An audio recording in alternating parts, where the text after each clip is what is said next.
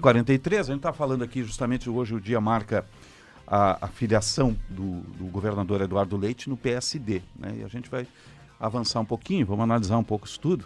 A gente está em linha, nossa colega hoje do AgroMais, senadora Ana Amélia Lemos, do PSD. Senadora, um bom dia, obrigado pela presença conosco.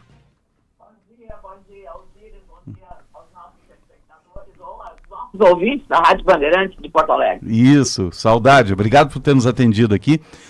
Como é que a gente dá para avaliar essa saída nesse momento, né? O governador fez a história dele no Partido Tucano e agora escolhe o PSD de Kassab. Olha, esse tabuleiro político-partidário, Osiris, está tendo uma mexida com impacto sobre alguns setores. Por exemplo, a federação que uniu o PP ao União Brasil acabou também influenciando em certas opções dos parlamentares que estavam com um pé na janela para troca de partido e que estavam indo para a União Brasil, por exemplo. Mas com o casamento PP-União Brasil, acabaram inviabilizando a troca para um ou outro partido, porque ele se tornou muito forte. Isso acontece não apenas no Rio Grande do Sul, mas em outros estados. O PSD, comandado por Gilberto Kassab, passou a ter um protagonismo maior ainda do que já tem, ampliou substancialmente a sua representação na Câmara Federal e no Senado, e agora com essa tendência nas eleições de 2026 a buscar mais o centro, saindo da radicalização à esquerda ou à extrema-direita, para um núcleo maior e de maior, digamos, possibilidade de diálogo, ou seja, um lugar mais ao centro do cenário político. Então, o PSD passa a ser essa opção exatamente pelo comportamento, pela liderança do Kassab, pela forma de ele fazer política. Ele já cresceu muito e tende a crescer ainda mais. Tem um outro detalhe, Osiris, com um empoderamento muito expressivo, talvez desde a redemocratização, não há um momento pós-constituinte em que o Congresso tenha assumido um protagonismo e um papel tão relevante quanto está tendo agora. Quando você tem um governo fraco, o Congresso cresce, especialmente quando toma iniciativas importantes que têm impacto sobre a vida nacional. É o caso agora dessa questão relacionada à fraude no INSS. Então, o Congresso passa a ter não só essa pauta, mas todas as outras que interessam ao país, problema da anistia, uma série de outros temas que estão ocupando o trabalho do parlamento. Bom dia, Sérgio Stock aqui, prazer falar com a senhora mais uma vez.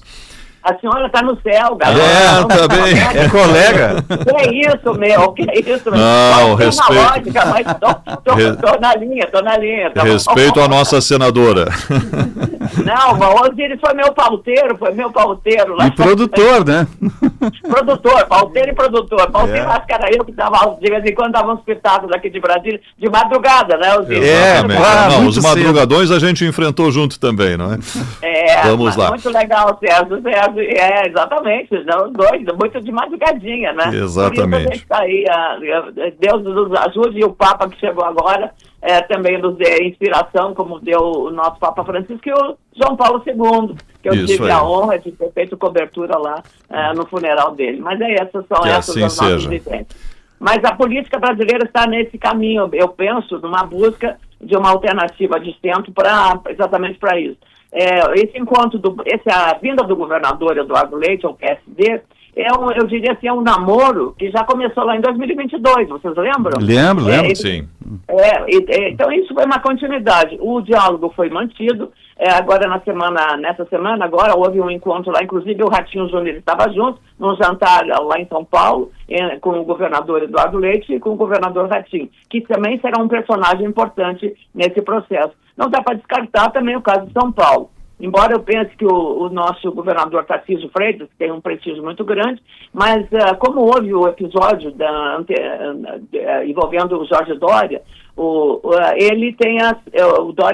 João Dória, ele tenha praticado uma questão que foi considerada uma imprudência e deixou o governo sem completar o mandato de governador. E isso criou realmente ficou a marca. Então, o fato Dória, ele, de alguma maneira, impacta sobre a posição do Tarcísio Freitas como um grande candidato à sucessão presidencial. Então aí você tem também o espaço aberto até no ano que vem, para essas opções entre as candidaturas. Então, o governador Eduardo Leite, eu penso, tanto pode ir a candidatura à majoritária da presidência da República, quanto a um senador pelo Rio Grande do Sul. E isso tem peso para o PSD, para o partido de Kassab, muito relevante. Hoje o Senado tem um papel, eu diria assim, de balizador da estabilidade institucional e política do país. Porque o Senado é a Casa da República, né? Ele está representando ali os interesses da União, dos estados e dos municípios.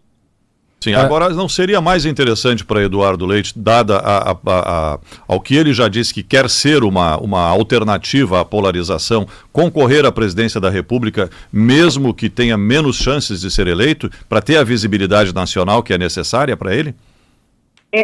Olha, aí tem dois lados dessa análise, não serei eu, jornalista, apenas que tem uma visão da comunicação e do espectro político, por ter exercido um mandato no Senado, mas você tem que sinalizar o que é importante. Eduardo Leite já tem uma imagem nacional, ele já conhece, já sabe quem ele é. Até por todos os fatos, pela gestão no Estado, por ter vivido a enchente no ano passado, tudo isso deu evidência e presença do Eduardo Leite na mídia nacional. Portanto, é essa forma de você se tornar conhecido. Fatos ou atos que tenha feito que chamem a atenção. O Senado tem uma relevância, estou chamando a atenção do Senado, não porque acho que ele vai ser ou não vai ser, é pela relevância que é o posto do Senado Federal. Então, são 8 anos de mandato, em primeiro lugar. Quando eu cheguei em 2011, tinha 3 ex-presidentes da República como senadores. José Sarney, meu querido amigo, Itamar Franco, também querido amigo, que faleceu durante o mandato, e também o Fernando Collor de Mello. Então, não vamos discutir o futuro de cada um, como é que cada um se comportou. Mas o fato é que tinham 3 ex-presidentes da República. Tinham vários governadores, como tem hoje também, vários governadores, vários ex-ministros. Então, o Senado é uma casa diferente, muito diferente, da Câmara dos Deputados. Evidentemente que o fenômeno da radicalização trouxe figuras que parecem desfocadas daquele palco do Senado Federal. Porém, isso pode ser passageiro. O ano que vem, nas eleições, você terá um outro quadro no Senado Federal em busca exatamente de pessoas que pensem. A gente, quando começou em 2011, nós tínhamos o Código Florestal, nós trabalhamos intensamente, olha que tema, até hoje, Código Florestal, a questão do ambiente, a questão do clima, está presente cada vez com maior prioridade. Então, essas questões todas que nós estamos vivendo, e essa questão da polarização que está no mundo todo, né, a gente está vendo isso. Então, quanto mais isso vai para um lado, a tendência é uma reação das lideranças partidárias que tem uma visão, eu diria, do equilíbrio das forças políticas, buscar... Senadora, Macalossi aqui, deixa eu lhe fazer uma pergunta... Oi, Macalossi, tudo bem? Tudo bem, prazer falar com a senhora. Deixa eu lhe fazer aqui uma pergunta sobre o PSD em comparação ao PSDB. Porque o PSDB é um partido em extinção, todos já sabem, mas era um partido com uma identificação política muito clara, fez oposição ao PT, né, não ocupou cargos circundando o poder apenas para poder continuar desfrutando dos louros do governo, que nós sabemos são importantes até para mantenimento de partido. E essa escolha, de certa forma, também ajudou o partido a ir perdendo força política. O PSD, entretanto, é um partido de outra natureza. É um partido que tem uma ala oposicionista, uma ala governista. Muitas pessoas acham que o PSD é um partido que embarca em qualquer canoa. A pergunta é a seguinte: há viabilidade de o PSD sair do governo para então apresentar uma candidatura e se estabelecer como um partido com uma posição contra ou a favor objetivamente de um governo e não ficar uma parte no governo, uma parte fora do governo, de certa forma sempre fazendo a mesma coisa que boa parte dos partidos políticos brasileiros fazem, que é orbitando o poder? Olha, Macalossi, houve um tempo em que mudar de partido no Rio Grande do Sul era um pecado. Eu lembro disso e falava isso. Uhum. Hoje, o quadro político partidário, eu diria, se fragilizou tanto que hoje trocar de partido é a coisa mais comum. Então, e por que isso aconteceu? Exatamente por um jogo dos interesses partidários, político-partidários, e do papel que os partidos representam. Então, você tinha grandes lideranças no PSDB, desde Fernando Henrique Cardoso, Mário Covas e tantos outros, e hoje você não tem esses líderes para encabeçar. No PSD, você tem um líder que se consagrou como um bom gestor em São Paulo, depois foi ministro de Ciência e Tecnologia, também foi um excelente ministro, e agora comanda um partido que está sendo, digamos, a ida de todos para buscar isso. Não só no Sul, mas Sudeste, Nordeste e até o Norte do país. Então, essa migração para o PSD é também uma forma de buscar esse caminho. E eu tenho certeza, por uma questão, eu diria, de sobrevivência, que pela liderança do Eduardo Leite virão os correligionários do prefeitos, PSD, vereadores, né? Vereadores e deputados hoje que têm mandato. Você tem dois deputados federais do PSD, o Lucas Redecker e o Daniel da TV. Então, a tendência é de migrarem para estar com o Eduardo Leite. Por todas as razões que você, Macalossi, acabou de falar.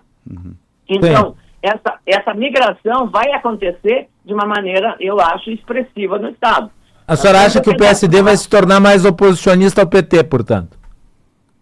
Possivelmente, em alguns casos, sim, mas o Brasil é um país continental e a política se faz com esse grau de interesses. Então, você precisa, em algum momento, mas nunca será de radicalizar. O PSD jamais vai ser um partido radical, jamais vai fazer uma confrontação, ele vai fazer pontualmente a confrontação. Então, nós temos aí o Darley, que digamos, o líder do PSD, a Letícia Bolvargas, que não tem mandato, que pode entrar também no processo, Luciano Azevedo, de Passo Fundo, também que é suplente do deputado Darley. Então você tem aí uma possibilidade muito grande em relação a isso. Mas, de novo, lembrando que a federação PP União Brasil também deu uma mexida no cenário. Que a minha pergunta é a seguinte, senadora. A minha pergunta é a seguinte: o PSD é o partido que tem ministério no governo Lula, do Ratinho Júnior, que vai na manifestação pró-anistia para golpista,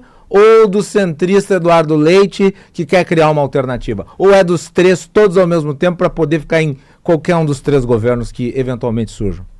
Você já deu a resposta, Macalossi. Está respondendo a retórica, então. A opção 3, a opção 3.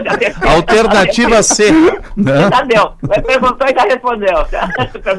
Senadora. Sabe lidar, questão política, né? Aí que dá você tirar o chapéu pro Kassab, né? Que ele consegue fazer essa harmonização, não é facial. Tem muita habilidade, política, né? A facial está tendo muito desastre. Sim. Como diz como é que se diz o guri de Uruguaiana, né? A harmonização facial está complicado, né? Tá todo mundo saindo tudo igual, mas não, o caso do PSD não, é essa harmonização política, né? De conviver com todos lá. Sim. Senadora Ana Amélia Lemos, nossa colega, analista de agro do AgroMais também, quando vier a Porto Alegre, venha nos visitar aqui no Tecnopuc, estamos com saudade, com saudade, muita saudade de vocês, muita saudade, de todos. Tá? Uma boa sexta e bom final de semana. O Osíris, meu querido produtor maravilhoso, o Stock Service também maravilhoso, gente boa, saudade de vocês, tá? Um abraço. Um abraço. Aos ouvintes da nossa Band. Com certeza, um abraço, Ana. Tá? Obrigada. 9h57, você está ligado no Jornal Gente, informação, análise. Ana, é sempre um bom papo, tem muita cultura política, né? Eu tive o privilégio de começar a minha